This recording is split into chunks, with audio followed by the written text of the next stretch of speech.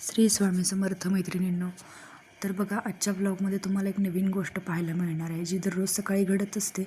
मागे 1-2 ब्लॉगमध्ये तुम्ही बघितलं असाल, पण आज त्याच्यात थोडासा चेंज आहे. तर तो काय आहे, तो नक्की शेवटपर्यंत बघा, म्हणजे समजेल. तर पाणी तापलेलं होतं इकडं बंबामध्ये, त्यामुळं पटकन फ्रेश होऊन घेतलं. बाहेर आले तर कावळ्यांचा फार आवाज येत होता. म्हटलं आता चला यांना खायला घातलं पाहिजे, नाही तर मग काही खरं नाही. सगळे जवळजवळ 20-25 कावळे येतात आणि शेजारी पण म्हणतात आज काही खायला टाकलं नाही वाटतं तुम्ही.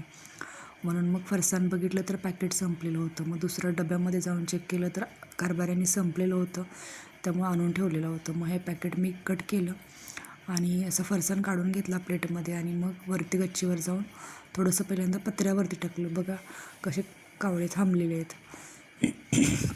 त्यानंतर इथं थोडं टाकलं, कोपऱ्यात बघू शकता केवढे कावळे थांबलेत. त्यानंतर या लाईटच्या पोलवरती पण असतात. तर हेच कारभाऱ्यांचं काम आज माझ्याकडे आलेलं होतं आणि जिवंतपणीच हे पुण्य केलेलं काय वाईट आहे. चला